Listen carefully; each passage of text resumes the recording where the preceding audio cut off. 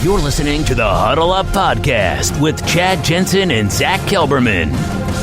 Join Broncos Country's deep divers at milehighhuddle.com and sound off.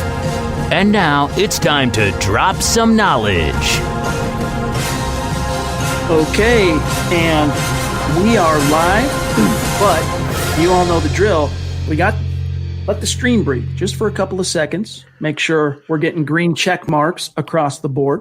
Welcome in, everybody, to the Huddle Up Podcast, presented as always by Mile High Huddle, powered by Overtime Media. I'm your host, Chad Jensen, and with me, as always, is my partner in crime. You know him, you love him, my fellow football priest. He is Zack Kelberman. Zack, we knew when we signed off on Thursday that the next time we'd be talking to the community, a lot of water would have passed under that bridge, as they say. A lot was going to happen at least Saturday, but you and I knew that things would start popping as early as Thursday night, but definitely Friday. And then, of course, the deadline for the roster cuts being Saturday. But, you know, I don't think we could have predicted Todd Davis was going to get cut. But at the same time, and, you know, if you were looking for a profile of a player who kind of fit the bill of a salary cap dump on the doorstep of the season, someone that the team could arguably, I'm not saying I agree with it, but arguably get by without, he kind of checked all those boxes. But you wrote an article at milehighhuddle.com, and then I want to serve this over to you, that was straight fire. The gut reaction to Todd Davis getting cut by the Denver Broncos, and obviously did really well for the site, tons of engagement, a lot of comments at milehighhuddle.com. For those who might have missed the written version, give fans your gut reaction to that fateful decision to pass on Todd Davis. I just don't like cutting your leading tackler from last season, an integral part of Vic Fangio's run defense, probably the most integral part, 10 days before the season opener. I understand he might have been a little too highly paid, even though for a starting inside linebacker, making $5 million per year is actually a steal compared to some other contracts around the NFL. But what message does it send to the locker room? That if you play well, we won't reward you. If we draft you, we won't pay you.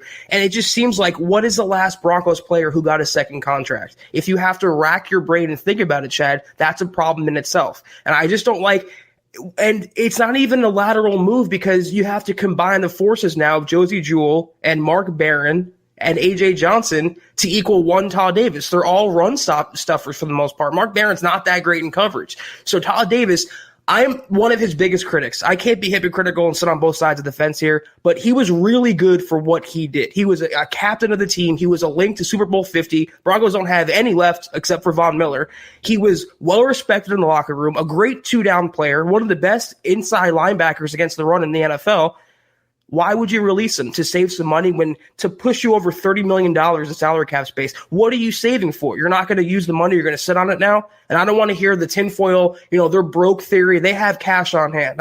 This whole ownership, stigma, I don't agree with it. I just don't like the move. I don't like the message it sends.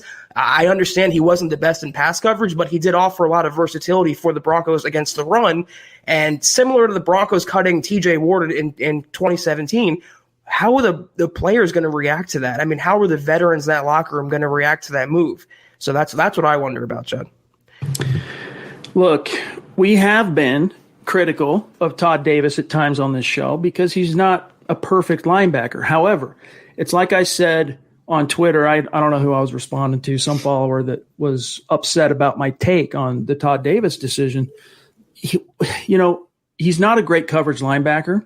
But the way that Fangio could deploy his coverages and his zones, like it could protect him in a sense. All right, he could do just enough to get by. We saw that late in the season last year when the defense finally came together. The problem is, Zach, for $4.5 million that you save on the salary cap, yeah, I get it. You dumped a little salary and you save some money on the cap, but in so doing, you dispensed with one of the better. I would say one of the best run defending linebackers in the NFL. Is he a 3-down linebacker? I would welcome any and all, arguments that on that front. I get it for those who say, well, he's not a 3-down linebacker. Why are you getting all up in arms? Alexander Johnson, is he really ready to be a 3-down linebacker? I'm not sure because of his coverage chops or lack thereof. But say what you will about Todd Davis. The one thing you can't take away from him, Zach, is he is one of the best run defending linebackers in the league. Yep. In the league. So you got to wonder how that's going to affect things. And then again, it wouldn't have been as big of a knee-jerk response, I think, from you and I on social media, and of course with your written article, Zach, if this cut had come from a position of strength. If we were talking about a depth chart that was just a who's who, like even on the defensive line, like if it was Shelby Harris who got cut, which he was another guy that would have potentially checked those boxes if they were looking to find the, resume of the prototype for a salary cap dump on the doorstep of the season, someone that was a veteran that they could live with getting by. Shelby Harris also fit that bill. If they would have cut Shelby Harris, though, it wouldn't have been as big of a reaction from either one of us, even though we probably still would have panned it, because you have Draymond Jones, because you have even Demarcus Walker. You've got some options behind him, not to mention also Jarrell Casey, and you've got some depth there. Zach, when you get beyond Todd Davis, Alexander Johnson, beyond there, it really falls off a cliff. Now, there's always the chance that Josie Jewell, he took his lumps from losing his starting job last year, grew, learned a lot from it. He's got a full season in Vic Fangio's scheme under his belt. We could ostensibly see him take a step forward in his second year with Fangio and his third year in the league. But just based on what we've seen from him so far, he's an average linebacker at best, and he's nowhere near the run defending linebacker that Todd Davis is. And as you said, Mark Barron, his best days are behind him. He's got experience in coverage, but that doesn't make him good at it. So they're going to rotate him in on nickel packages, and you could have done that with Todd Davis on the roster. So, it's questionable, but at the end of the day, it's, as you brought up in the article, so similar to the TJ Ward cut a few years back. You mentioned the timing. You mentioned the position of strength and like where the Broncos cut their fat from on the roster. I also bring up the timing. If Todd Davis wasn't considered in the Broncos' long-term plans, why not just cut him back in March or April? Why drag it out to the doorstep of the season and then cut your leading tackler? They didn't really address the position. We know Vic Fangio likes to develop guys in-house, and obviously he likes what Mark Barron brings to the table. But to cut such a well-respected guy in the locker room who's great at his job for what he brings to the table, to get what? To get Josie Jewell on the field, Mark Barron, Calitro, some no-name jag from the Bengals? You're going to cut a well-respected player who's one of the few two links left to your championship glory days? I just don't like the juju it brings to the table. I don't like the message it sends to the locker room. And this, after, Todd Davis unceremoniously dumped by the Broncos in an offseason where they didn't lock down Justin Simmons, they didn't pay Phillip Lindsay, but they have no problem paying outside players, paying rival players, but not taking care of their own. At some point, they have to retain their own talent who they've developed and they've grown with, and they just don't want to do it, Chad. I couldn't believe. Now, I picked a bad day for it, but I've been on vacation this week. Normally we do this family reunion thing in the month of June, but because of the word that shall go unmentioned, it was pushed back, ended up being on the very day coinciding with final roster cut down. So I was juggling a lot of things. But Zach, on Saturday, I was stunned. John Elway's post-cut presser, not one question about Todd Davis. No one asked him about Todd Davis. But let me give you this quote that Vic Fangio had from Friday night following the stadium scrimmage. The Broncos did another stadium scrimmage Friday night. He said, quote, on what factors went into releasing Todd Davis, quote, just a lot of things. We had the ability. We signed Mark Barron. We picked up another guy in Austin Calitro. Just a lot of little things that added up. Unfortunately, we released Todd. I'm going to miss Todd. Todd was a great player here for many years. Wishing him nothing but the best. We are going to miss him. Close quote. And then, Zach, here's how it shook out. Linebackers are headed to a meeting. All of a sudden, Todd gets a phone call. Josie Jewell's like, he's like, I got to take this call. Walks out. He goes to his meeting. Todd doesn't show up, of course, because he just got told he's been cut. They don't see him again, and then word leaks out through the texting and stuff to the players that Todd Davis had been cut. He said, quote, this is Josie Jewell. He's been a great leader ever since I got here. He was like a brotherly figure to me, a father figure, he says, of Todd Davis. He led me along in the early years, that first season especially, really just showing me the ropes, helping me with the defense, teaching me how to act. It was all that kind of stuff. He's a great player and a great leader, and now I have a chance to follow in his shoes and play, and I'm looking forward to being able to play. I loved him and everything he stood for, close quote. So, Zach, the baton, the torch, if you will, is getting passed to Josie Jewell. And, when he was drafted in 2018 in the 4th round, we were optimistic, you and I, that he could be a long-term answer for this team at linebacker. Unfortunately, didn't have the greatest rookie campaign, but you kind of chalk that up to the growing pains and the learning curve and whatnot. And then he followed that up with a lackluster start to 2019, and then he gets injured and gets eventually replaced by Alexander Johnson. So I guess if we were putting a list of winners and losers from this weekend's cuts for the roster, you got to say Josie Jewell is one of the biggest winners that you would have to list there, because he now has carte blanche at a starting job. Unless he loses it, it's his to lose, to use Vic Fangio's kind of vernacular here. If Barron or Calitro somehow were to shine, but it would take Jewell doing something bad. It would take Jewell having a bad game or two, I think, to lose that starting job. So how are you feeling about the idea of a Josie Jewell, Alexander Johnson partnership here in base defense? I don't have a choice. I have to just live with it. The Broncos obviously moved on from Davis, and they think Josie Jewell, the same Josie Jewell who most of Broncos country was writing off before this offseason, similar to how they signed Melvin Gordon. They're starting running off Phillip Lindsay now. Josie Jewell is a jag. He never is going to be, I think, at least in this system, what the Broncos drafted him to be. He's a lot like Todd Davis, where he's just good against the run and very questionable in pass coverage. If they cut Davis and they had a young, exciting inside linebacker on the roster, I'm not saying Devin White, but someone just a high caliber, high talent, high upside prospect, I would get on board with it. But you're cutting Todd Davis, your leading tackler, and promoting who? Josie Jewell, who's a jag, Mark Barron, who's a bust, and Austin Calitro, who's a nobody. So that's my problem with it. If you're going to cut the guy, at least have a viable replacement. You don't have Patrick Willis behind Todd Davis. You have the opposite of that, which is inconsistency and unproven talent. That's what I can't get on board with. We'll continue to talk about this. Zeus McPeak jumping in from the top rope. Very generous super chat. Appreciate you, Stu. We call him Zeus at MHH, and you all know why. MHH Mount Rushmore member says, football is here. Thank God. And Stu, we appreciate, my friend. Tonight, though, we have Miss Kristie. You know her, KR. Kristie's in the house with us. We're going to bring her on the show here in just 1 second.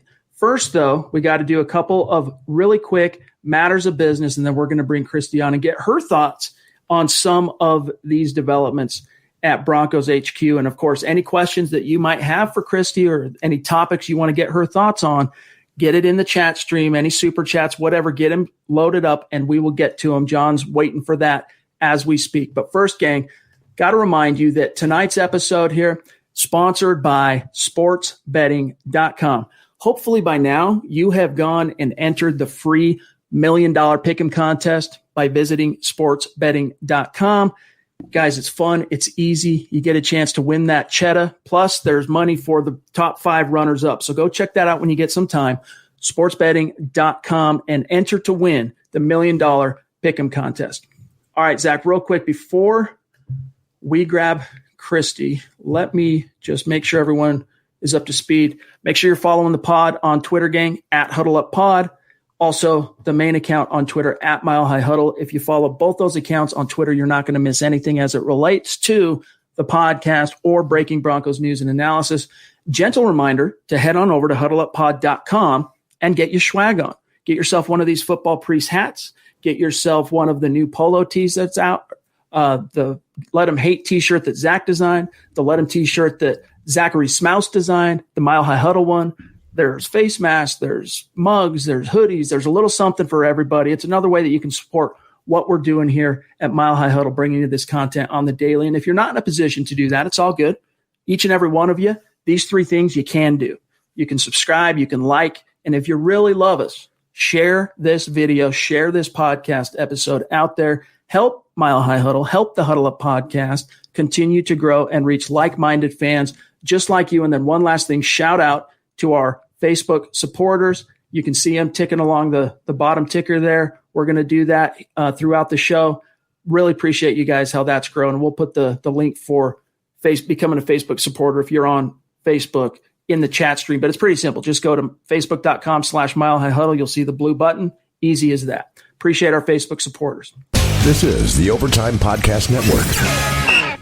All right, Zach, it's time to bring her on. She's a legend in this community. Everybody knows Kristie, and she debuted. She was the first superstar segment, and we've been waiting to get her back on the show, and we finally had the stars align. Kristie, thank you for making some time for us here tonight. How are you? Good. I'm good. How are you guys? We're still rolling with the punches. First and foremost, we got to know, what was your take? Are Zach and I making too much of this Todd Davis thing? Do we need to take a chill pill and just kind of find the silver lining? What was your take on that?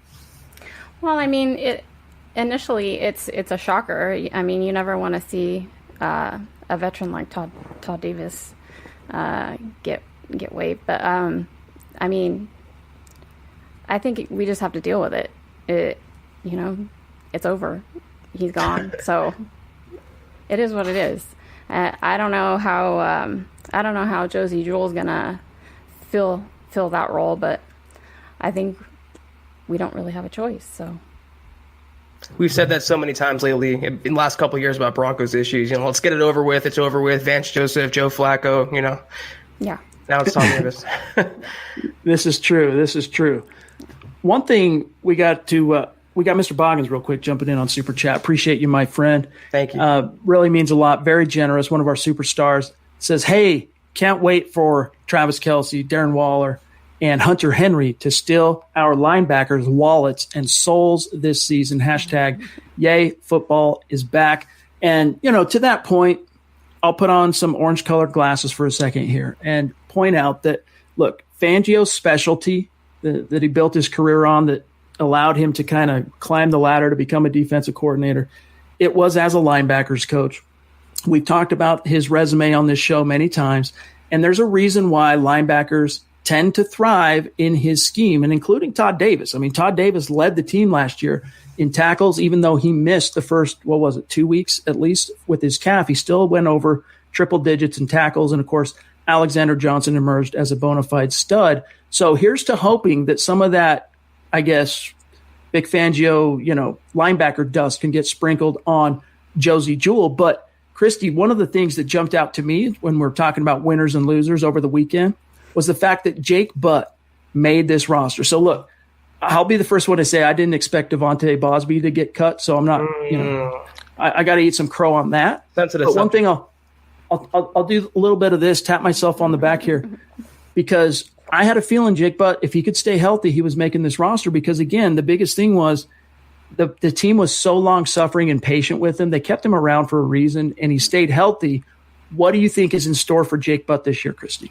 Well, I'm very excited about Jake Butt. I've been a fan of his since he's been on the team, and they did keep him around for a reason. They have some insider's knowledge on what he has to offer, and I'm excited about seeing what he does have. Zach, I know you weren't expecting to see Jake Butt stick around. What was your reaction? Tommy, and you keep Beck on top of that, so I just don't see what Butt can bring to the table that you don't have in Albert O or Noah Fant or any other tight end of the roster. I mean, Kristie is a big fan of Jake Butt. I know, Chad, you're a big fan of Jake Butt as well. He was a great talent coming out of Michigan, but after 4 knee surgeries, how much could he really produce? How much is he really going to bring to the table? I think it's Elway trying to salvage that draft pick and trying to salvage the Jake Butt aura and mystique for what it was coming out of college. And if he's given one more shot, whatever he produces, Chad, will be just the cherry on top of the rest of the offensive weaponry this season. All right, let's grab this question from Kenneth Booker. It's good to have you in the chat stream, by the way, Kenneth, on YouTube. He says, does everyone think John Elway is going to make one more big move? If so, what do you think? Maybe Miles Jack. Now, it's an interesting question, and thank you for the question again, Kenneth, because on – what was it? It was either Thursday or Friday. The days have blurred to me now. Mike Kliss, actually, I think it was Friday. He appeared on Stokely and Zach, if I'm not mistaken, on 104.3 The Fan. And basically what he let slip is that he talked to John Elway. This was before the cuts came Saturday, the 25 additional roster cuts. But this was after the Todd Davis cut and after the Christian Covington for Austin Calitro trade. He said after talking to Elway, he wouldn't be surprised if there was one more wow move. He was talking about trades made by this team between now and the season opener next Monday night, and a lot of fans immediately started pining for the linebacker. What was his name? I just had Miles. Jack. Thank you, Miles Jack from Jacksonville. How realistic do you think that is, first and foremost, Kristie? And do you think the Broncos? I mean, he'd be a nice little upgrade for the Broncos, no doubt. But do you think that's a feasible trade for the Broncos to go out and get Miles Jack? I don't know about feasible, but you never know with Elway. I mean, he could totally shock you and surprise you with what he's going to do next. We just don't know. He does whatever he wants to do, basically. I don't know. That's true. Yeah, I don't know. I don't see him making any moves though. I can't see it. I think he's done. Zach, after his post cuts presser, he made it sound like, and he was kind of true to his word. He was asked, "Hey, you going to be active on the waiver wire? You foresee yourself making any claims?" And he said, "No, not really. We're happy with our team. We're confident with the football team that we have." And kind of true to his word, they only ended up making one waiver claim and ended up re-signing 15 of the players they cut to the practice squad, which we'll go through here tonight. So I actually tend to concur with Kristie on this. I'm not seeing another big deal coming out of left field, even though there's a lot of buzz and rumor building around that as a possibility. I just think Myles Jack is a lot like Mark Barron, where he's not a traditional inside linebacker. If they're going to pick up a guy who wants to start behind Todd Davis or help replace him, it's got to be a Nigel Bradham type. I think just a more prototypical inside off-ball linebacker. Myles Jack, there's a reason why this guy's available. He never really panned out to what he was in college either, or what he could have been with the Jacksonville Jaguars. I'm with Kristie. I'm with you, Chad. I don't think they're going to make any more moves. I think Elway is pretty happy with the roster for what it is. All right, let's grab this super chat from Mike Evans. We really appreciate the support. So Thank you, consistent, Mike. Much love to you, my friend, and we appreciate you big time. He says, is the defense stronger or weaker in our ability to stop Derrick Henry now that Todd Davis is gone? And I wish I could tell you that it's stronger. I don't think there's any way you could quantify that the defense is in any way stronger when it comes to stuff in the run without Todd Davis. Now, a lot of times, though, what happens in the NFL is, a star gets cut or gets hurt, and you think, oh, man, it hardly ever happens at quarterback, but you think to yourself, oh, man, the season's over, basically. That whatever area, whatever position that guy plays, it's going to be brutal this year. And then someone emerges, turns out to be a star. I mean, Alexander Johnson is a good example of that last year. There were people that were excited, felt like he had some upside, but there was nobody that expected Alexander Johnson to step on the stage in week 5 and go on the romp that he did. But, Zach, I don't know how you could quantify that this defense got any better when it comes to Derrick Henry. That's a real issue for the season opener now. There's literally no way to spin it that the defense, it got better by losing Todd Davis against the run. I mean, the combined forces, like I said, of Jewell, Johnson, Calitro, Mark Barron, if they just add up to one Todd Davis, that's still 4 guys replacing one. It's going to be a problem. Though I don't think the Broncos' game plan really changed much with or without Todd Davis in the lineup against the Titans. It was always going to be sell out to stop the run and make Ryan Tannehill beat you. And I think the Broncos are still going to do that, loading up the box with 7 or 8 guys, shutting down Derrick Henry, and going from there. But losing Davis for sure doesn't help Denver. David Bingaman jumping in. You guys got to stop nitpicking this stuff. That's kind of our job. That's what we do. That's what we're supposed to do. And by the way, for what it's worth, we haven't had a chance to exercise our own demons as the football priest of this show here. So we're getting things off our chest too. Yes, we've had our written stuff that we've been able to kind of get some things out, but being able to talk it out and have a conversation about it, this is our first chance, Zach and I, to really get this out. And by the way, Kristie popped off. Hopefully she comes back on, and when she does, we'll put her back on the screen. Technical difficulty, or maybe the dog, I don't know.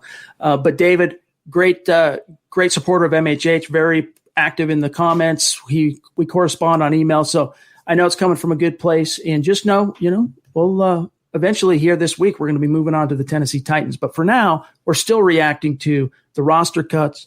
We're talking about the winners. We're talking about the losers. We're trying to project how these decisions that were made over the weekend are going to affect this team throughout the course of 2020. And then we got Terry Randall jumping in on Super Chat north of the 49th parallel, proving, as always, that Broncos country is not a geographic location. It is a hashtag state of being. Appreciate you, Terry. He says, just love this evening. Hashtag state of being, hashtag Broncos world, hashtag MHH UN. Well, Terry, we're just glad to have you with us, my friend. It's not the same when you're not with us. And come to think of it, I can't even think of the last time Terry has not been in a Huddle Up podcast live stream. So much love to you, my friend. Zach, let's talk about the fact that Devonta Bosby got cut. And here's where I want to bring this up because, look, John Elway seemed to kind of have a feeling, and I think, Kristie, give me a thumbs up if we're good. I can bring you back on. Okay. We're good. She's back in the house. Here we go. She's back in the house. Okay. No worries. Devonta Bosby. So it's interesting, and keep Mr. Boggins super up there, John. Let me just get this off my chest real quick, because when the Devonta Bosby cut was made, I was like, you got to be kidding me. Like, I get it that Hassan Bossy, he's got some juice to him, but he's an undrafted rookie. Devontae Harris at the beginning of camp, there's no way I would have predicted that he would have beat out Devonta Bosby for a roster spot. And then, of course, we knew Michael Ojemudia was making this thing. He was the third-round pick. Even though he spent probably half a training camp banged up with that quad, of course he's going to make it because of that draft pedigree. But then, Zach, after the cuts come, and Kristie, John Elway sits up there in his post-cut presser, and he seems very confident about kind of what they're going to do with the waiver wire. Like, he kind of had a feeling. He knew that teams were going to be quite conservative when it comes to utilizing the wire because there's no preseason film. Everyone's going off of basically the last thing they saw from players. And when it comes to Devonta Bosby, it was week 5, 2019, when he got that neck against the LA Chargers. So he's kind of a out of sight, out of mind, I would guess, for most NFL teams. And so Elway, maybe playing a little 4D chess, if you will, felt, hey, I like our odds that I can sneak him onto the practice squad. Zach, that's exactly how it shook out. Drop some knowledge, and then we'll get Kristie's take. You know what? They are very fortunate to get Bosby back on the practice squad because he's a starting caliber cornerback, at least in Denver. But I just don't like, and what can't be unerased and what you can't put the cork back in the wine bottle, they have already intimated Denver that they think Devontae Harris and Michael O are better cornerbacks than Devonta Bosby. That is the overall message Elway has sent the entire offseason. Remember when he didn't tender him, then he resigned him for a few bucks cheaper, then he waited until the doorstep of the season to cut him from the active roster and hopefully get him back to the practice squad. Maybe, Chad, you and I are just bigger Bosby fans than the front offices. I happen to think he's a really good cornerback in Vic Fangio's system. Tall, lanky, athletic, just a natural playmaker. I don't think Devontae Harris is better than him, and I don't think Michael Lowe right now is better than Devonta Bosby either. They don't have enough experience in that secondary, and you're going to cut one of the lone guys from last year who actually helped and contributed to this Broncos defense. I don't like the move. Hopefully it's just temporary and he's elevated to the active roster in the coming weeks, but it's still the message that's sent is that the Broncos are not high on Bosby at all. This is the Overtime Podcast Network.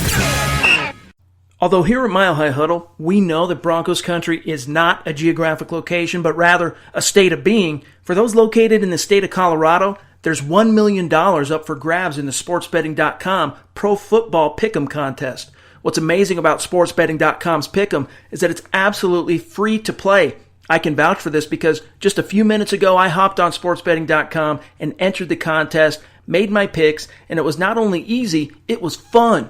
All you have to do is make 16 picks against the spread and 16 over-under picks in the NFL's Week 1 slate of games. If you get all your picks correct, you'll walk away with $1 million.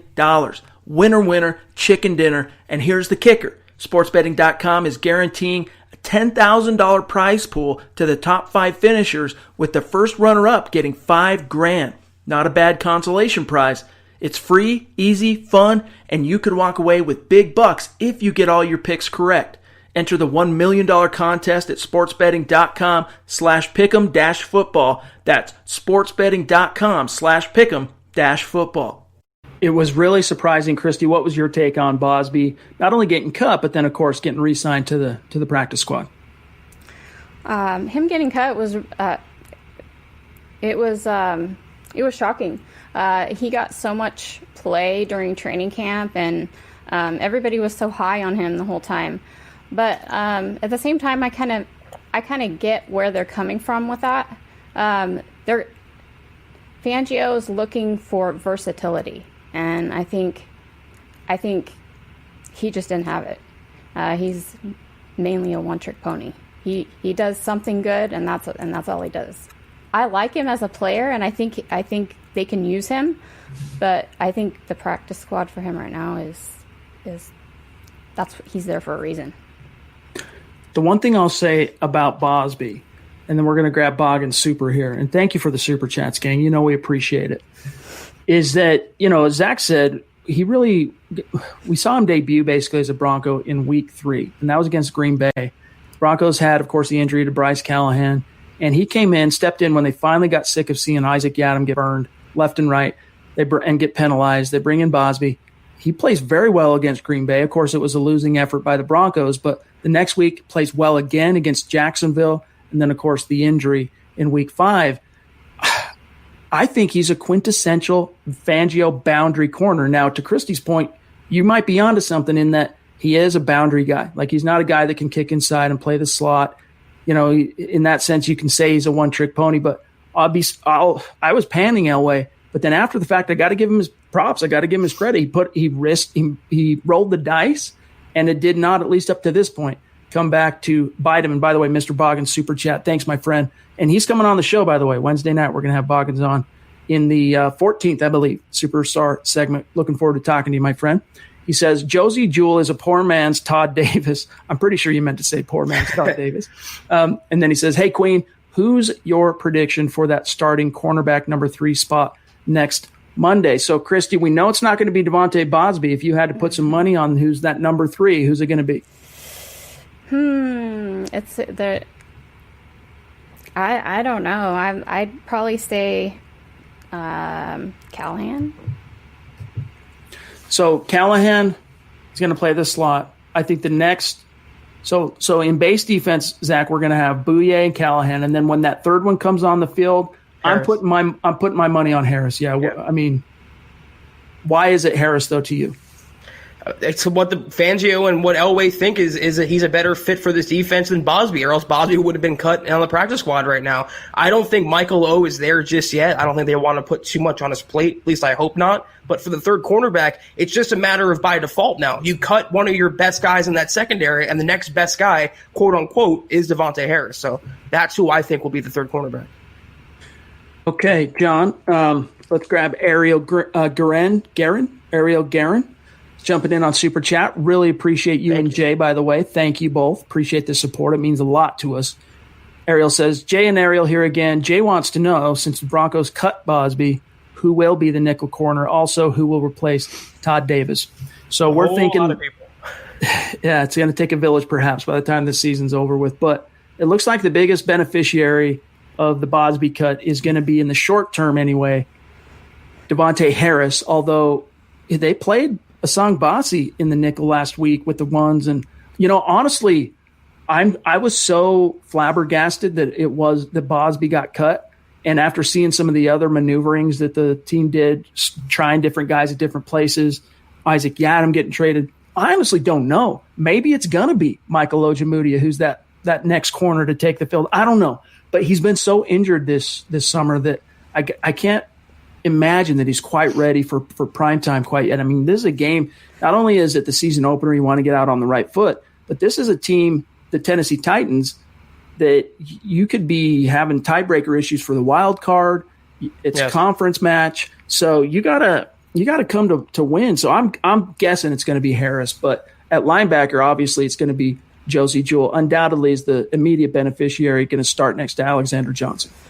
Man, I'd rather play Bassie over Michael Ojemudia, Chad. I just think he looked better, and I think the Broncos gave him the first team reps for a reason over Ojemudia. If they have to rely on a rookie in a primetime game against an offense that can be explosive, I mean, Tennessee is not just Derrick Henry. They have some weapons there, including Jonnu Smith, including Brown, the receiver. If they take that passing game lightly and try to trot out Michael Ojemudia, they're going to be in trouble on Monday night.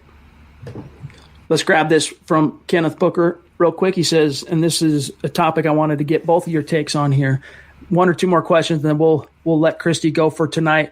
How did Demarcus Walker make this team? That was the biggest surprise to me. It was a surprise. This was something that, you know, Kristie, as you probably saw last week, Zach and I had basically come to terms with probably Demarcus Walker's not making this roster.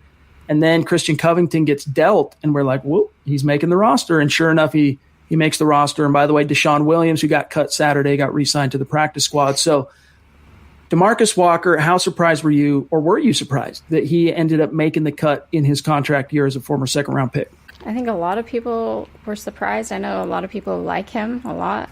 I don't know. I'm like on the fence with him. I neither I mean, he's there. I'm not really a big fan. A lot of people like him, though. Popular sentiment. This is true. Zach, what was your take on, obviously, Walker, one of the winners of the weekend, because he was kind of a dark horse that a lot of people had written off at this point. Yeah, of course, when I put him on my 53, when I leave him off my 53, he's put on the 53. I'm happy about it. He's a former second-round pick, and I think the Broncos are just giving him one more chance. Similar to Jake Butt, same draft class, giving a high-round pick one more shot in a Fangio defense to succeed. And you know what? Like we always talk about, every time Walker's on the field, he's always around the football. You can't teach that nose for the ball, Chad, and Demarcus Walker has it. You put him in this defense with everybody else, I think he's going to finally give the Broncos the return on investment they've been seeking. I think he's going to have a breakout season this year, if only because it's a contract year for Demarcus Walker. Let's grab this super chat from Chris Hernandez, who, as you can see in his YouTube profile pic, rocking Zachary Smouse's Mile High Huddle Let 'Em Hate t-shirt and the mug. We just shared one of his selfies on MHH Instagram, and it's a good one. I suggest you guys check it out. But much love to you, my friend. You know we appreciate your generosity and your support. He says, great to see Kristie again.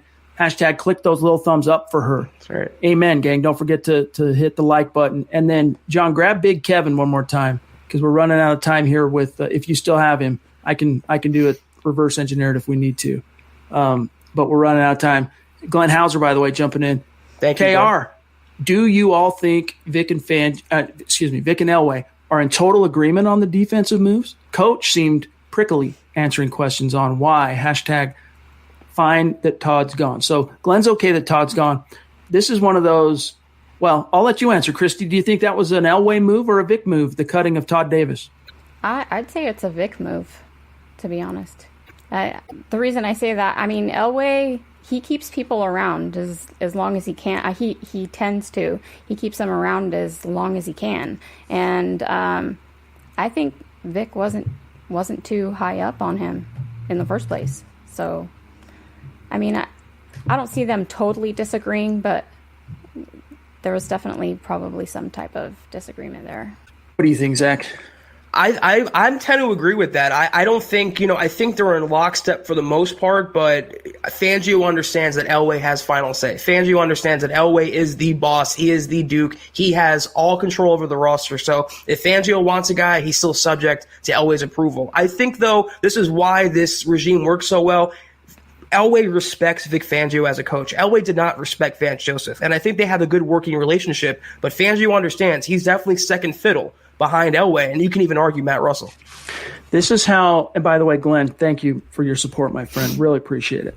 We're going to grab Big Kev here next, but this is how I could foresee, I'll differ with you two a little bit on this topic. This is how I could see it having happened in my mind's eye. Elway comes to Vic and says, hey, when Todd goes down with that calf, says, hey, man, let's see what these other guys do. I mean, we can't keep dealing with these injuries. We could save some money on the cap. Let's see if we can kind of figure out some other options, see how the other guys look, kind of prepare for life without Todd, and then, make a decision at the doorstep of the season. Vic's like, okay.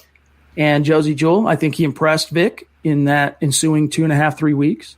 Then Mark Barron, I think, he comes in, he's got the experience that coaches crave and love, and I think they were happy with that. So he said, I think we can live with it. And Elway pulled the trigger. That's how I could kind of see it happen. Not necessarily that Fangio was the driving force, but that he was kind of on the same page with regard to the Todd Davis cut. Big Kev jumping in. Appreciate you, my friend. He says, hey, KR, why did Vic say he's not comfortable last week with A.J. Johnson making the calls at linebacker, and now Davis is gone? Is he changing his tune? And this is something, by the way, a lot of fans have gotten confused about. A lot of fans, because of some of the things that have been said in the media, both by coaches and players, that maybe Josie Jewell is going to be the guy with the green dot on his helmet, getting the signals in from Fangio and making the calls. So, Kristie, what's your take for Kevin here in that he said AJ, he wasn't quite comfortable? I wouldn't say – he didn't say he wasn't comfortable. He said he's not 100% ready, or – he doesn't have a 100% down. He used the number 100%. But what was your take for Kevin there, Kristie? And she's gone. All right. Zach, your take.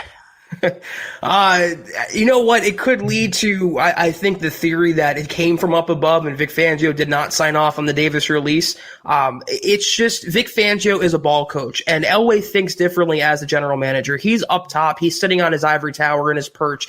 Fangio's on the field, and you're taking away from a defensive NFL lifer, a defensive-oriented coach, his best tackler. He's not going to be happy about that because he probably knew well in advance before Saturday that they were going to cut Todd Davis. He probably wasn't in the future plans. Davis was when he suffered that injury. And ever since then, Vic probably knew the writing was on the wall and he was going to lose his leading guy in the middle. He can't be happy about that as a ball coach, but I think he resigned himself to it because, like I mentioned, he knows he can kick and scream, he can complain, he can curse. It's still Elway's final call. This is the Overtime Podcast Network. Yeah, I mean, I think Alexander Johnson he's the only 3-down linebacker. So whoever's going to have that dot on their helmet, it's your linebacker that is going to be on the field for the most snaps. Now, when we say 3-down linebacker, I think you're going to see AJ leave the field quite often in certain passing situations, but I can't imagine that it won't be Alexander Johnson with the dot. That doesn't mean Josie Jewell won't help with the calls because I think he's a little bit more comfortable and confident doing that just with his own skill set. But it's going to be Johnson just because he's going to be that tip of the spear.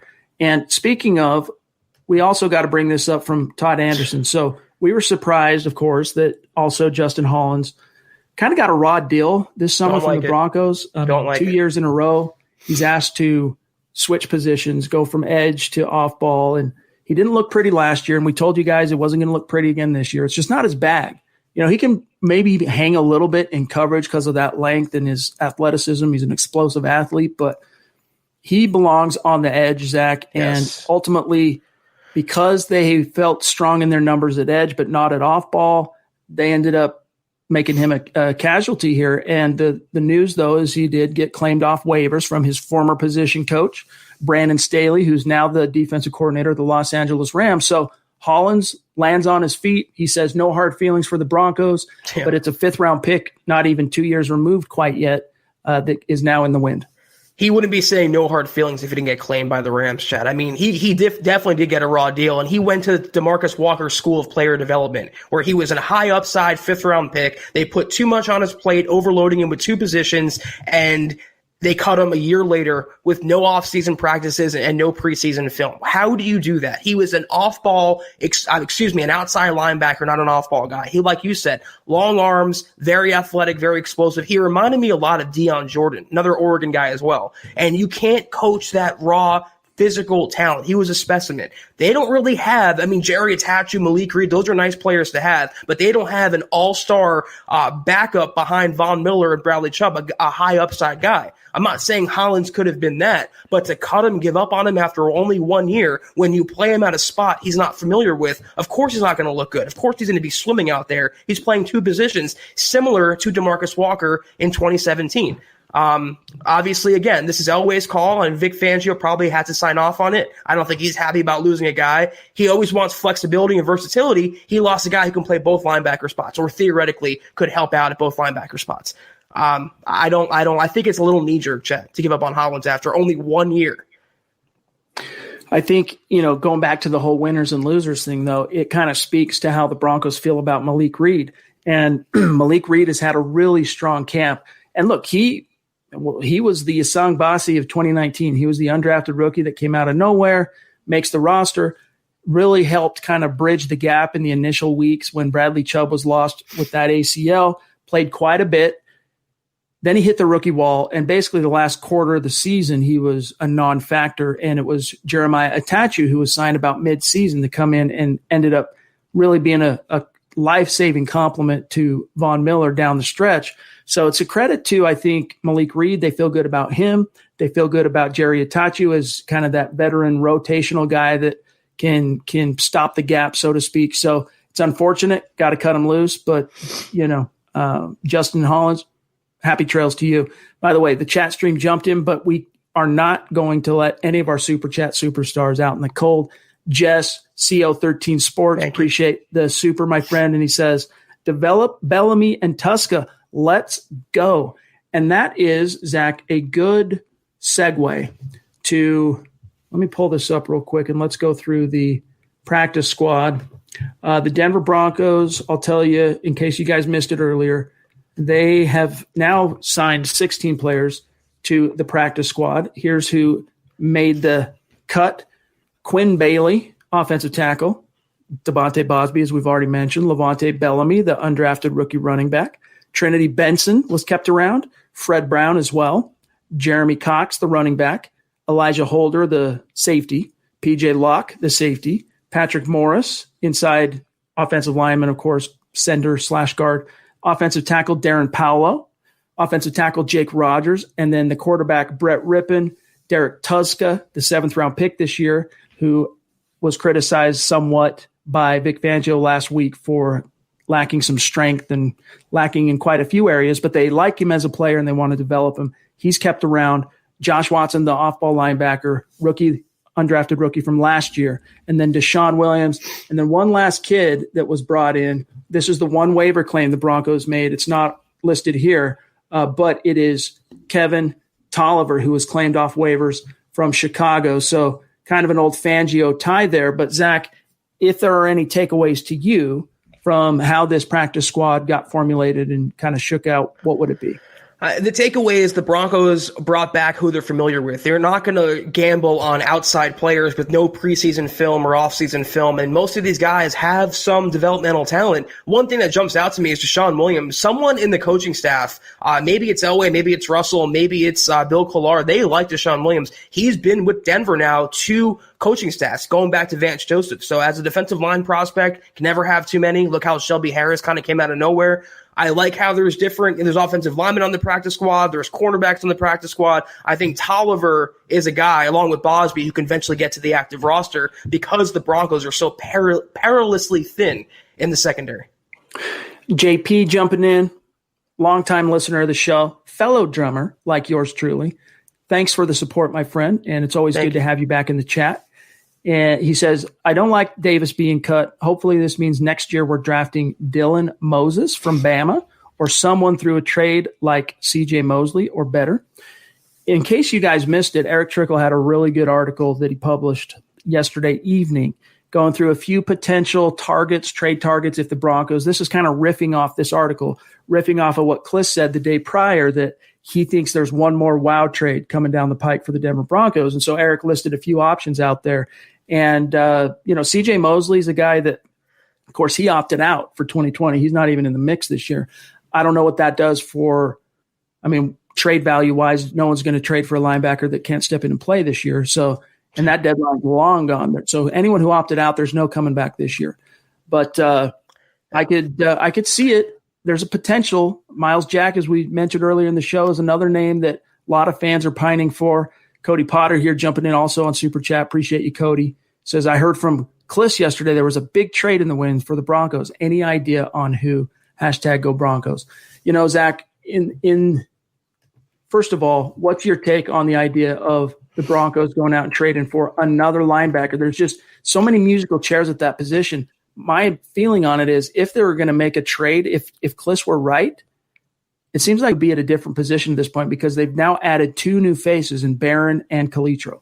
I mean, don't forget, though, anyone they bring aboard has to go through CV testing, has to learn the playbook, has to get acquainted with the team. He wouldn't probably contribute week 1 anyway. Can I just raise the issue, though? You start to wonder now, top of my head, I don't know who was on the board, but KJ Hamler in the 2nd round, considering how the Broncos' inside linebacker position turned out, you wonder again whether the Broncos made the right choice ultimately in double dipping at wide receiver and not utilizing that 2nd round pick elsewhere. I don't know who's out there. Miles Jack doesn't do it for me. CJ Mosley, like you said, is not a possibility. Most, like I said, good inside linebackers are hard to find. They're up there with cornerbacks and tackles and quarterbacks. They're really a rare position in the NFL to be elite at that spot. No one really out there, Chad, that I would pull the trigger on to give up not only a contract to, but compensation for. That's the thing to keep in mind is you not only have the compensation, so a draft pick or another player or draft picks, but you got to pay the guy. You got to either cover what his current contract is, or in a lot of cases, if they're disgruntled and you want to get him here with a fresh start and excited and happy to be there, you got to give him an extension. Here's a few names that Eric floated that, he's heard some things. There's some buzz. There's some rumors around each guy. Eric Kendricks from Minnesota, a versatile linebacker, got quite a few years left on his contract, but they're all big dollars on that contract. KJ Wright of Seattle, a guy that solid against the run. Eric says Seattle has younger linebackers that are wanting to get out on the field more. Of course, it'd be easier to do that if Wright is out of the way. Just a thought. Sean Lee, someone that you've covered the last little bit. Zach Tyler Matekovich from Buffalo. Jermaine Pratt. Now, Jermaine Pratt is interesting to me because he was the guy we liked in the draft. Yes. Here's what he says, Eric, about Pratt. Pratt is only entering his second year, but there has been an overhaul of the Bengals staff. Additionally, the team spent 3 higher value draft picks in the past draft, pushing Pratt out potentially. Now, he's that NC State kid that we liked in the 2019 draft, so he's interesting. Fred Warner, which I just don't see San Francisco parting with him. Matt Milano from Buffalo, Quan Alexander also from San Francisco, and then the 3 Jacksonville linebackers from Miles Jack to, he also mentions here, Joe Schobert, who was just signed in this past offseason, of course, as a free agent, and then Leon Jacobs. So if any of those names jump out, I don't see linebacker, to be honest with you, happening, but if any of those names jump out, what do you think? Well, revisionist history, Chad, you and I were pounding the table for the Broncos to sign either Schobert or Corey Littleton this offseason, and looking back on it, it would have been the proper move, allocating funds there. You don't want Sean Lee, first of all, he's going on IR with a sports hernia, and he's literally broken down every single season. Jermaine Pratt is a guy, he has upside, he's not too expensive. Like you said, we liked him in the draft, Chad. He's a multifaceted linebacker. That's one potential trade I can see because there's upside for this defense. You're not acquiring a former bust in Mark Barron or some 35-year-old Corey Nelson who's just plugging a hole for a year. You got to have a guy you can build around. KJ Wright is interesting. I don't know his contract, but like Eric said, he's a great coverage linebacker, one of the best, I think, of this last decade. I don't know how expensive he is. He's up there in age as well. Long story short, Jermaine Pratt from that list is the only guy I'm willing to give up a draft pick for. He intrigues me. I mean, he still intrigues me, does Jermaine Pratt. So, the Broncos, and it was under the Vic Fangio regime, they had a chance to sign him or draft him, and decided not to. Now, I'm trying to figure out whose name this is on Facebook. You got to give StreamYard permission to show your name if you're on Facebook, but whoever you are, our thoughts are out to you. He says, I got evacuated from my childhood home due to a massive wildfire. Oh. Man, I needed the pod today. Football Priest, hashtag State of Being from Montana. So thoughts and prayers to you, my friend, and the people of Montana. That's just terrible, brother. So best wishes to you. All right, let me see here. Jeff C. jumping in. And I don't know, Kristie must have had a technical issue again, and I don't know what happened. Of course, we'll get her on down the road again, but it just something happened. She just snapped out of the frame. So I hope everything's all right. But Jeff says, and thank you for the super, by the way, Jeff. Thank you, Jeff. Queen in the house. Guys, I'm scratching my head on why Royce Freeman is still on the team. This guy just gravitates toward defensive walls. Hashtag Denver Broncos for life. I mean, I'm not scratching my head. In fact, he's one of those guys that I think back when the Melvin Gordon signing was made, Zach, we said about Royce Freeman, and it was a similar thing with Lindsey, although we kind of knew what the answer was going to be, but we were curious to see what kind of an effect the Melvin Gordon addition would have on Royce Freeman. Would it be, I'm going to take my ball and go home, curl up and die, oh, poor me, or would he take it as a shot across the bow and kind of galvanize him? And to his credit, Zach, I think it was the latter. I think he's one of those guys that had been written off. He had a really strong training camp, and it was a very unique training camp, no preseason. So, and very closed off to scrutiny from us. But he had a good training camp. I'm not surprised he made this roster one year. No, yeah, maybe if there was a preseason, Levante Bellamy would have made it, Chad, as an undrafted guy. I think he offers more upside and more future ability for Denver. But Freeman, he's a former third-round pick, and before Lindsey exploded onto the scene, he was a good starter for the Broncos. He's not an explosive guy by any means, but I think he's a little more explosive, in other words, of a version of CJ Anderson, or a poor man's version of CJ Anderson. And if he's your third running back in a system that has Lindsey and Melvin Gordon and an offense that has Sutton, Judy, Hamler, and the rest, I mean, that's a good guy to have. And he's motivated. You have the draft status. You are trying to milk that, similar to why the Broncos kept Jake Butt around. I don't know. I'm not surprised at all, Chad. I actually expected Freeman to make the roster in a wonky offseason. I honestly wouldn't be surprised. And by the way, Terry Randall jumping back in on Super Chat. Appreciate you, my brother. Terry. Means a lot. You know that.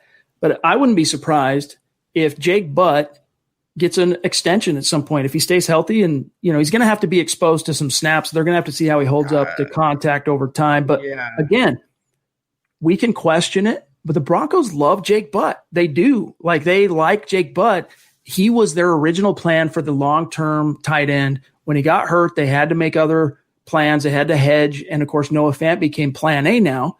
But I still think Jake Butt, in a perfect world for John Elway, when he's on his whiteboard, drawing up, rosters and looking ahead and projecting forward, he wants Jake Butt to work out. And maybe even just for the sake of pride of being able to say, look, I drafted him injured because I knew what kind of player he was. And come hell or high water, we're going to see that player in the orange and blue.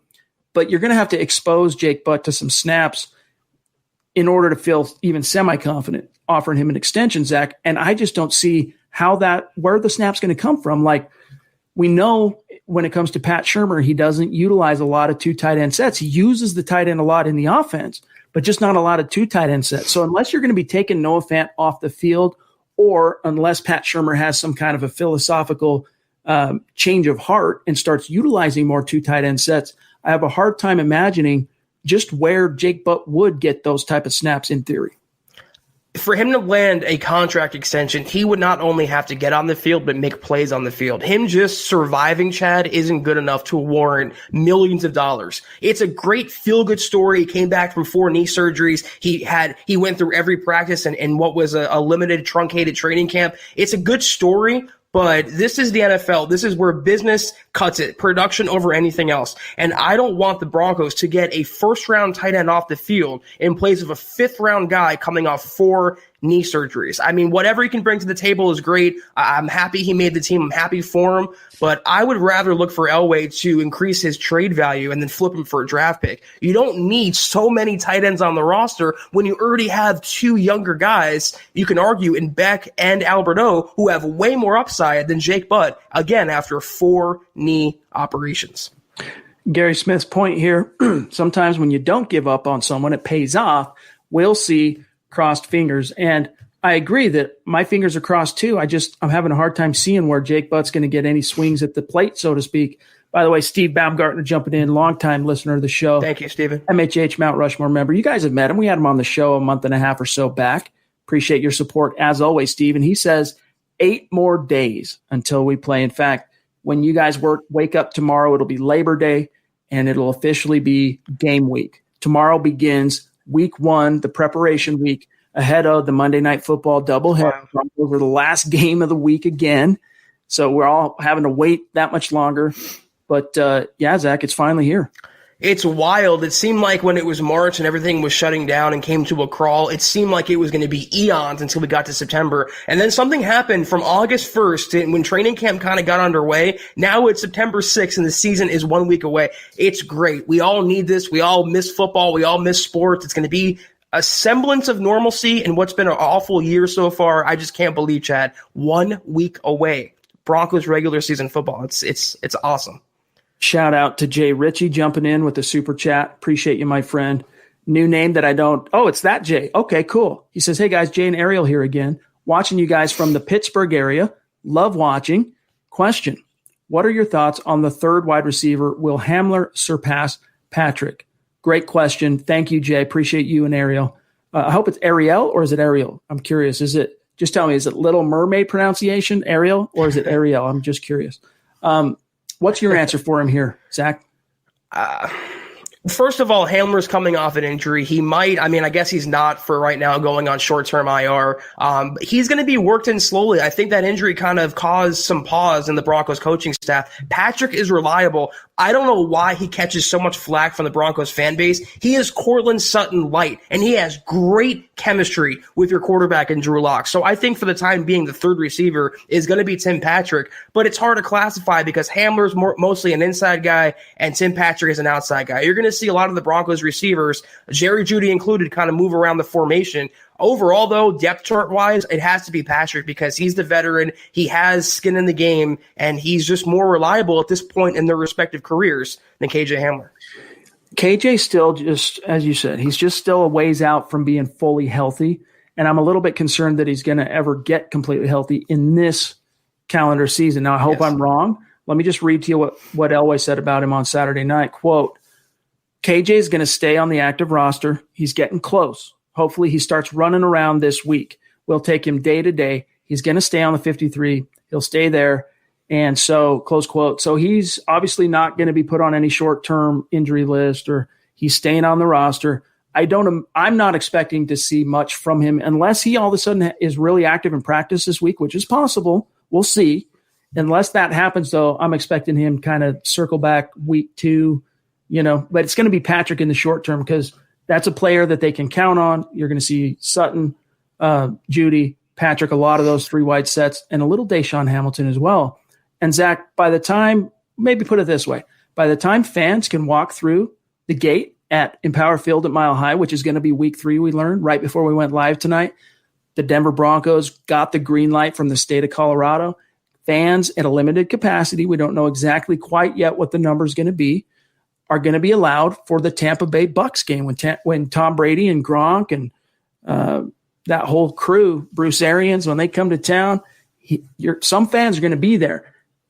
The expectation, Zach, is it's going to be somewhere between 20 to 25,000 fans in the stands. Of course, it's going to have to be, some kind of social distance scenario and whatnot, but the Broncos did get that green light. So, hey, it looks like there will be fans in the stands at Mile High, and that's exciting.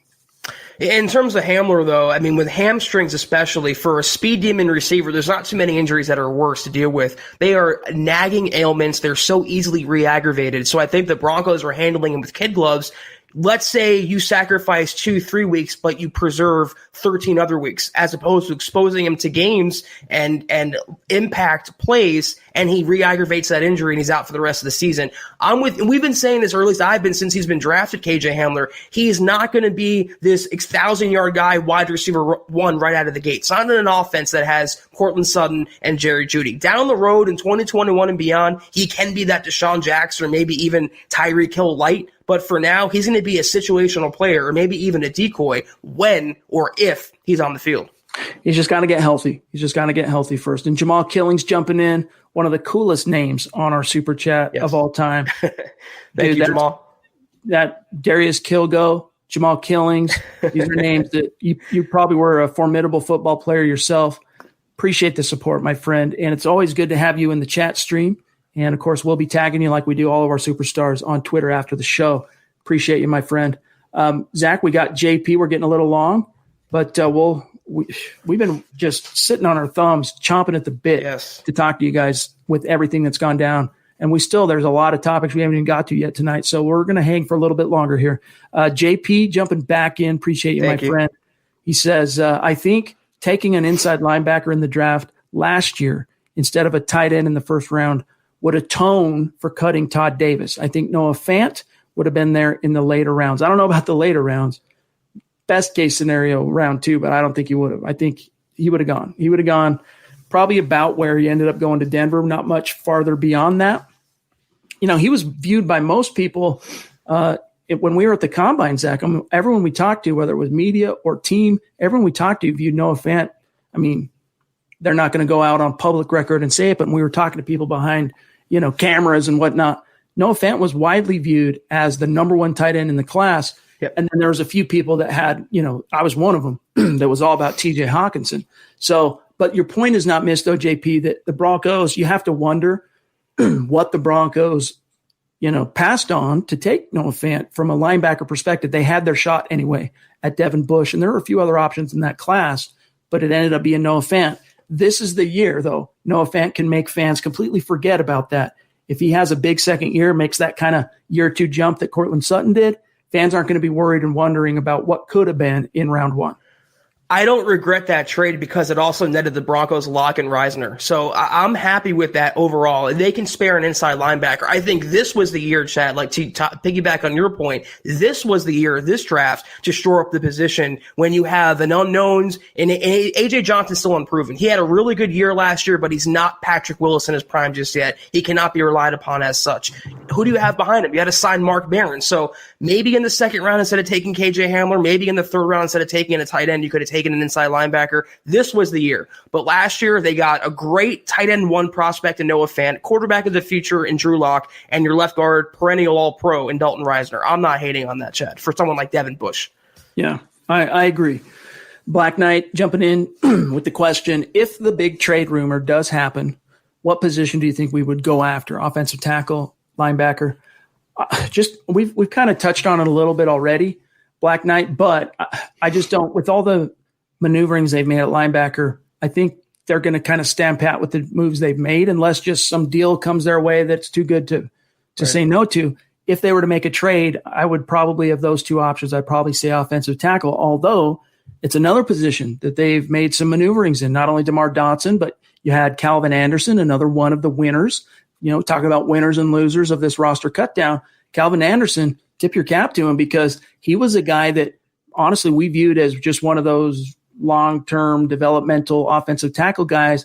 I didn't expect him when the training camp started. I did not expect him to beat out a Jake Rogers for the roster, and he did. So they've got 2 new faces there. I'd still probably have those 2 options, though, Zach. If another trade were to occur, I'd have to put my chips probably down on tackle.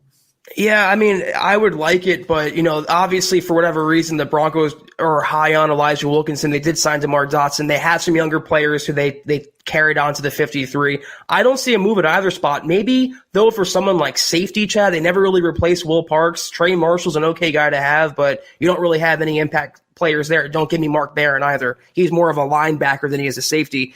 I don't see the Broncos truthfully making any other move, Chad. I think they're genuinely done until the season starts. Kliss said it, so we have to seriously consider it as a possibility, but I tend to concur, especially I might not have quite felt the same way before I heard Elway talk, but after hearing Elway talk and then seeing kind of the veracity of what he said come through today with how they made their formulated their practice squad, only making 1 waiver claim. He sounds confident in what they have, and I think they're going to mostly stand pat and see how it looks week 1. Chris Hernandez jumping back in. Appreciate you, brother. Thank you, Chris. Says, it bugs me that the Broncos don't take care of their homegrown players. I don't think that's a good rep to have or a good way to build a team. And Zach, this is a point, of course, you brought up earlier tonight. You brought it up and I thought articulated it well in your gut reaction to Todd Davis. And it's something, honestly, we've been questioning on this podcast dating all the way back to the Matt Paradis situation. What message are you sending when you don't take care? It's, you don't have to re-sign every draft pick whose rookie contract expired. That's not what we're saying. One. Justin Simmons is the next closest person you could say to a drafted player, homegrown guy that got a second contract, the last one too. And technically, I guess you could view it as a second contract because it's a franchise tag, but it's not a multi-year deal, so it's hard to qualify it as a new contract. Todd Davis was a homegrown guy. The Broncos, he spent off and on a summer with New Orleans before the Broncos claimed him off waivers as a rookie out of Sacramento State back in 2014. It was this team. It was Reggie Herring, the linebackers coach, who developed Todd Davis, the Broncos' own TLC. And I'll credit Elway for this. To his credit, Davis was a guy who did get a second contract after his initial rookie deal expired. He became a restricted free agent, played on that deal, and then he became a free agent. The Broncos brought him back 3 years, $15 million, something like that. And then it's in year 3 that they cut him loose. But it still speaks to that same issue. It kind of tugs and, a wound, that same wound from Justin Simmons where it's like, look, dude, why are you not – you got to pay the players who outkick their coverage. And yes. Justin Simmons is one of them, especially when, NFL teams act, they don't move until there's a deadline, a contract expires, whatever. Well, that in both cases, the contract expired and there was a deadline, there was nothing. It's another reason why we were upset that Melvin Gordon got that money instead of Phillip Lindsay, because these are the guys that you got to give that set. So are we to just expect that Cortland Sutton, when he becomes a free agent, he's not going to get re-signed? Yeah. I mean, it's just, I get what you're saying, Chris, and it's something we've echoed on this show many, many times, and it's concerning. And don't give me you can't sign someone in a pandemic, because the Chiefs have proven that wrong, and the Chargers just proved that wrong by giving Keenan Allen, $80 million for over 4 years, making him among the highest paid guys. If the Broncos wanted to sign Simmons, they would have gotten it done.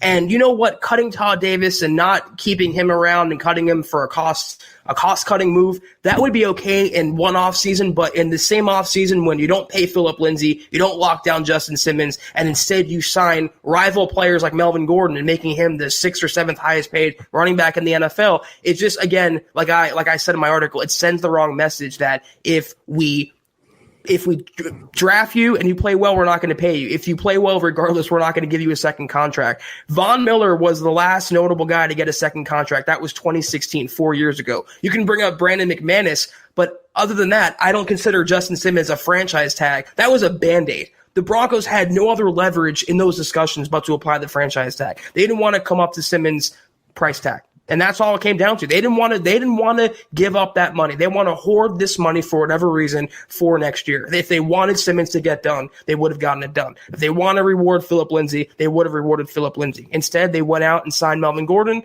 and they got Mark Barron. It's choosing outside players over in-house talent. The grass is greener. It's the grass is greener on the other side mentality. Glenn wants to know, Chad, are you disappointed about Kendall Hinton? I would disappointed is a strong word. No, I mean, all the buzz I picked up on him in camp was that he was doing well, but I think he failed to eclipse Trinity Benson in terms of that kind of gadgety guy that they could play if they needed to call him up to the active. He had returner capability. He's fast, he's twitchy. You can use him in a lot of different ways if push comes to shove. And Benson just outplayed him. Fred Brown's a guy who is a very accomplished wide receiver who also got signed to the practice squad. And he's a guy that does everything well, but he doesn't do anything great. He's kind of a jack of all, master of none. Both were kept. So it's unfortunate for Hinton, former college quarterback, but to say I was disappointed, not really. Charles wants to know, though, last year this is on Periscope, last year Denver dominated the Titans on defense, held Derrick Henry to just a few yards. Can they do it again? What's your bold prediction there, Zach? I think he's going to get his, I'm not going to say a 100-yard game or a 5-yard game, but Derrick Henry's going to get his yardage. I think, though, having Jarrell Casey in the middle of that defense now, on top of having Mike Purcell, on top of having a collection of run-stopping inside linebackers, they're going to hold Henry and limit him enough to win the game. I don't know if it's going to be, under 100 yards or specific yardage or one touchdown or no touchdowns. He's still a great running back, but I think the Broncos have the horses to keep him relatively in check. We'll see. I'm a lot more skeptical about it without Todd Davis. I'll be honest with you. I'm not going to lie. I'm a lot more skeptical this time around. Dennis Woods jumping in. Appreciate you, my friend. Bonafide superstar in Michigan. No questions, really. Appreciate your input and analysis of the cuts. Hashtag state of being indeed. Really appreciate you, Dennis. Also, Terry jumping back in on Super Chat. Thank you, bro. Over under on Casey's sack total week 1. Zach, I'm putting it at, I'd say 1.5 is the over-under. What, you taking over or under? I think 1.5. I'm going to hit that on the mark, Chad. I think that's what he'll end up with, but I also think he's going to make a lot of plays against the run, like I just mentioned. If they do contain Derrick Henry and they do win this game, I think Jarrell Casey will be a big reason why. He will get after Tannehill, and like I mentioned, pressure is production too. It doesn't have to be a sack, but if he's flushing out Tannehill and Von Miller gets the sack or Bradley Chubb, it's good enough for me. Ariel, everyone knows Ariel. Long time no see, it feels like, on Periscope this time around. Can't wait to talk to you guys after games. We're looking forward to it. The gut reactions this year are going to be epic.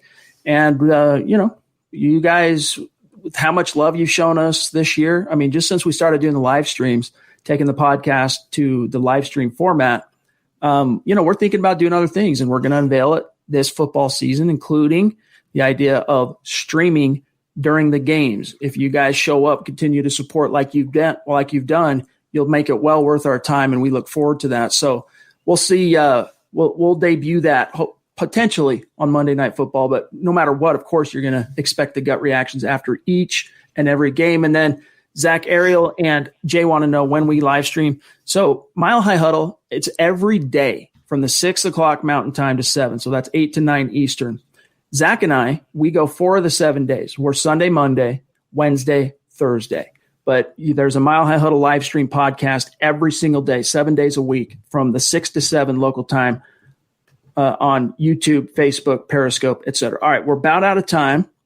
So let me make sure we're not leaving anybody out in the cold. And I'm just worried my internet, there was an outage in my area today, so I'm worried that there are some vestiges left over from that. Desmond, Appreciate you, Desmond. And Desmond, if you're on Twitter, this goes to all of the newer names we don't recognize on Super Chat. We love you. We appreciate you. We welcome you. Make sure you reach out to us on Twitter and connect so that we can shout you out after this podcast. Desmond says, "Hi, guys. Keep up the good work. Love what you're doing. And Zach's facial expressions make me laugh. Much love." Appreciate that, Desmond. Seriously. Hey, Desmond, whatever to keep you coming back. Whatever I can do. So appreciate you watching. Jay Ritchie, go to huddleuppod.com for the swag. Huddleuppod.com. Get your swag on. Get a hat, get a T-shirt, get a hoodie, whatever floats your boat. We appreciate the support, as always. Big John Mortensen, our over-the-road truck driver member of this community. It's good to have you in the stream, my friend, rocking the MHA face mask, which you can also get at huddleuppod.com. He says, "I catch you live. What up, Chad and Zach? I guess since Todd Davis has 2 calf injuries, it convinced the Broncos to let him go. Go Broncos. Broncos rock." That's worth mentioning, Zach, that there are some injury concerns with Davis. Maybe there is a setback in the calf. Maybe they just are sick of worrying about Todd Davis staying healthy because he had the one calf last year on the different leg, and then the other leg gets the calf this year. I'm sure health factored in somewhat to the team's decision. But this calf injury supposedly wasn't, and Fangio said it himself, it wasn't as severe as the one last year. So I don't really think the injury came into play so much. I really do think it was a cost-cutting move. They wanted that money back against the cap to either hoard it for next year or to spend it on someone this year. But I don't think the injury was the reason that Davis was released. All right, gang, we have got to wrap it up for tonight. Thanks to each and every one of you for spending some time with us. Honestly, we're devastated that it didn't go perfectly. Kristie had some technical glitches. I don't know what it was. Everything was good before we went live, nice and stable and good. So our thoughts are with her. We'll catch her on the flip-flop, of course. But thank you, Kristie, for spending some time with us at the top of the show. Yes. Always great, Zach, talking to the queen of MHH. And, man, we've had some bad luck with the technical side the 2 nights we've had her on. We'll try to get third time's a charm, Chad. We'll try in the future, maybe sometime next month to get her back on. And it was good, though. It was insightful, and I liked her answers, and I thought she represented Broncos country very well as the queen of this podcast. Amen. All right, gang, make sure you're following the podcast on Twitter at HuddleUpPod. All of you should be doing that, especially our Super Chat superstars. Make sure you connect with us. Either reach out to myself or Zach, and then also follow at HuddleUpPod and also at Mile High Huddle. You can follow my partner, Zack Kelberman, on Twitter at Kelberman NFL, myself at Chad and Jensen, and our producer, John K, at John K MHH. Zach, we didn't get a chance to talk about it tonight, but tomorrow night we'll address how the signing of the Titans signing to Jadeveon Clowney, how that's going to affect things next Monday night. We'll get to all that tomorrow. But in the meantime, enjoy your Labor Days, everybody. Hopefully you are having some time off and kicking back and enjoying your families and your friends and whatnot. And Zach, for you and I, it's Labor Day it's appropriately titled Labor Day because we'll be working our butt off. That's right. Covering the team. But have a great day tomorrow, Zach, and we'll talk Monday night. You too, Chad, and everyone else out there. Stay safe, stay responsible, and have a good day tomorrow. We'll see you guys tomorrow night. Mile high salute to our Super Chat superstars. Love you. Appreciate you so much. Means everything to us. But we'll be back in the saddle tomorrow night, 6 p.m. Mountain, 8 p.m. Eastern. Until then, for Zack Kelberman, I'm Chad Jensen. We'll see you then. You've been listening to the Huddle Up Podcast. Join Broncos Country's deep divers at milehighhuddle.com to keep the conversation going.